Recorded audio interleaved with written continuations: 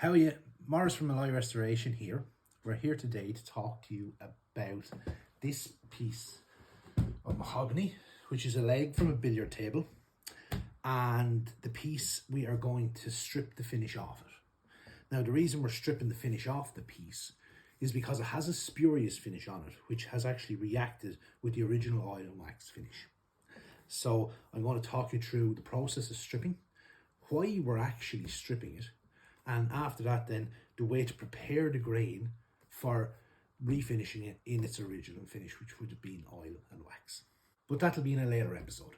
Right, so why are we stripping the finish? Okay, first of all, there are two different ways to strip a finish mainly. One of them is with a solvent or a stripper which you paint on. The other way is dipping a piece. Okay, now they're two drastically different things. Dipping a piece of furniture can damage it for its whole life. It's caustic soda, affects the cell structure of wood. Painting on a stripper or a solvent, like what we do, basically lifts the finish off the wood. Okay, why we're stripping the finish off this is, if you look at the finish, it's starting to break down. Okay, so if you see this discoloration here, this is essentially like a dirty window. Okay, the top layer of finish is coming off the bottom layer and you can't see through anymore. So it's like a cloudy window between the two finishes. The cracking as well is the reaction of the top layer of finish on the bottom. So when we go to get, all these legs were quite bad, so they're quite significantly worse than this one.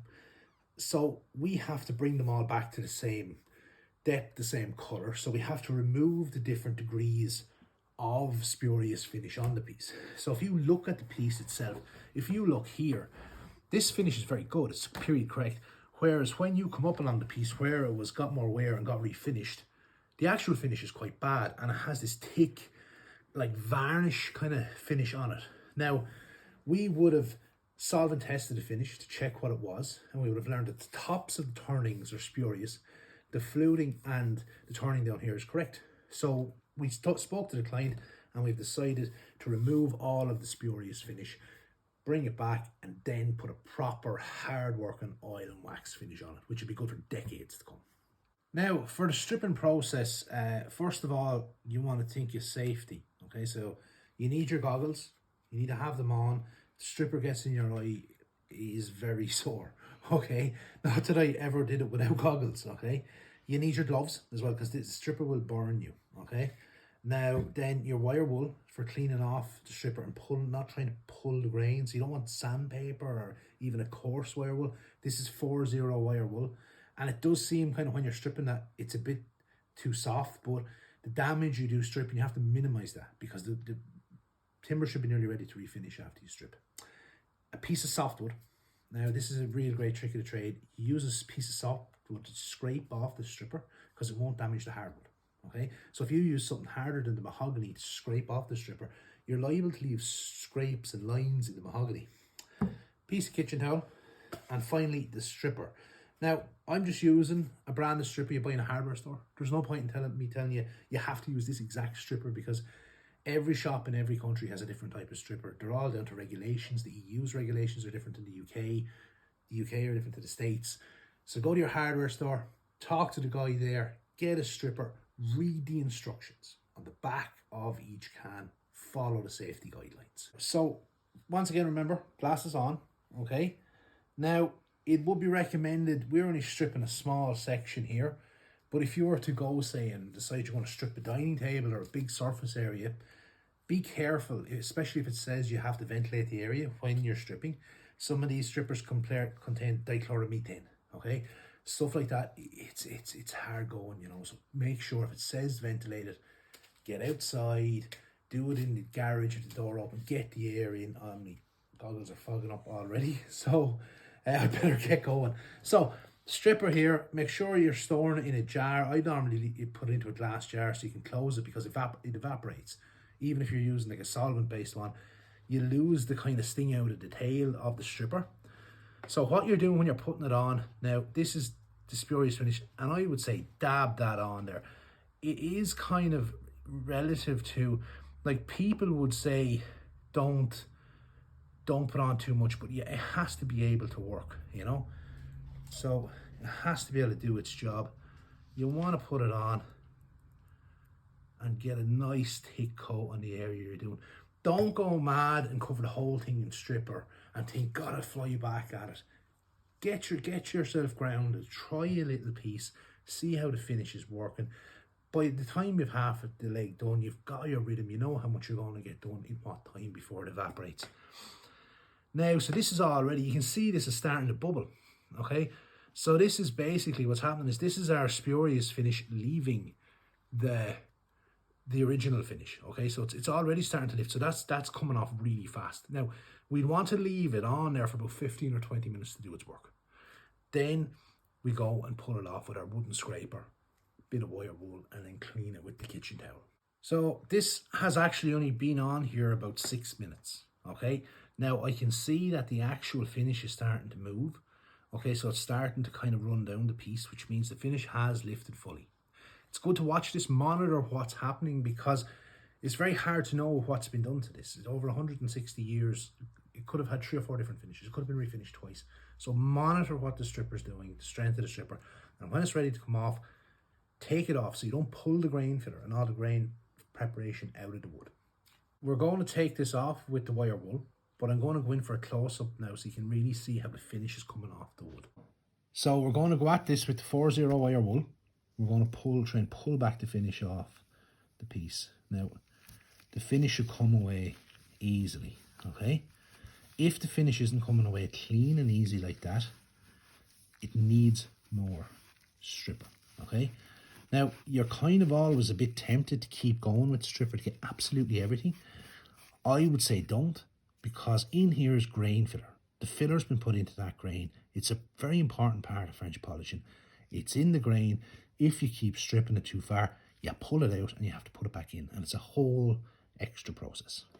Now, so we have the finish stripped off this. We're quite happy with it, okay? It is important now to let this air out, let the solvents come off the wood. So you have to kind of put it away for maybe 24, 48 hours, because the solvents are still there, the stripper's still there. If you rush it, you're going to be trying to put finish on over stripper. Now, you understand that's not a good idea. So, in the famous words of Mary Fitzgerald, here's one I prepared earlier. Now, as he drops the cake on the ground. Now, here we go. So, now this guy was stripped 48 hours ago. And what I want to do here now is basically show you, you can see the timber is completely consistent. We've saved the bleaching. There should be bleaching on the top and even parts of the legs that will be consistent with the piece. You want to keep that. If you literally sand it to life, if you ever see mahogany has this kind of hungry purple misplaced look, it's because someone has sanded the life out of it or stripped the life out of it. The colour in an antiquity is only achieved with time. This lovely deep golden colour is achieved with time. So if you go too far, you neutralise that, you get rid of it. It goes back to bare wood and it looks like a new piece. So it's important now that the next step, you take it gently, you take it easy, okay? So what we have here now is, it's for this process, you'll see these aren't exactly the newest sanding discs on the planet, but we keep them for this reason, because you want to pull off any stripper that's left and you want to just lightly prep the wood. You shouldn't be taking off maybe 1/10 of a millimetre. You should literally only be barely touching it. Now, so I'm starting off with a very, very worn 240 grit. Okay, I'm going to do this section here, and you want to literally just clean off any old stripper. Okay, it's important you try and run with the grain, even though I'm telling you to run with the grain. These would have originally been sanded and prepped in a lathe, so that would have been spinning, so they would have been sanded in this manner, and the finishing process can sometimes be done in that manner as well. Now, when you're dealing with any sort of carving or anything, carving's always very susceptible to over sanding, so it's really important. You can go back at this. You don't have to get everything done the first time. So don't say, I'm going to sand the life out of it and get it perfect, because it's better if you don't. If you put a bit of oil on this now in a minute and you notice you missed the beat, you just go back tomorrow and get it right. It's all about taking time. You cannot rush the process, and it gives you a far better result. We're on to the 400 now, Very, again, worn out 400, just very pulling it down. The dust that's coming off this, you'll see, is extremely light, okay? Now, so that's where we're at with that. You can still see, if you see your dots here now, these little dots, they're your grain filler. So you'll see them as you're doing it like this, that there is grain filler there, okay? And we have a fresh piece of wire wool here we only need the tiniest bit though to get into the grain. And we just give it a rub and try and basically get up the colour and make sure it's nice and clean and polished. And you can see already there's a very light shine coming on that. We are back now, happy to where the grain filling stage was when this piece was originally finished. If a piece is grain filled properly, it should be shiny. It should have kind of a little sheen off it. So where this is now, what we would always do next would be never leave the piece like this. It's exposed. It's like opening all the windows on one side of your house in the rain, okay? We've taken the finish off this. This is exposed. We say the wood's hungry. You can take in anything. Drop a stain, anything touches it, it'll mark it. Now, so we tested the finish on this, and it's an oil wax finish. So we have stripped, removed the finish. We have sanded 240, worn out 240. Sanded, worn out 400, very, very, very lightly. Then we have hit it with a 4-0 wire wool. That's given us kind of nearly a shine to the wood, and it's getting us back to the grain filling stage. I have grabbed this is a hard oil. We're going to put this guy on. Now, the trick with oiling, it's a wonderful, wonderful process. If you can put moisturizer on your face, you can oil a piece of furniture. So just put it on gentle, put on many coats, very lightly. It'll give them plenty of time to dry. If it says 24 hours, give it 48. Put it on so light. So what we're hoping for here now is we're going to put on our oil, and it's going to give us back that deep, deep colour of the mahogany, you know, and the transparency of the piece. Now, so it's interesting to see here. We can even see actually as we put on the oil, there's a slight bit of shadowing here, okay, on this section here. So what we're going to have to do is we're going to have to rub that back a bit further, so you can go back to your 400 grit, okay, and you can actually rub the shadowing and it will come off the mahogany. Now this is what we want.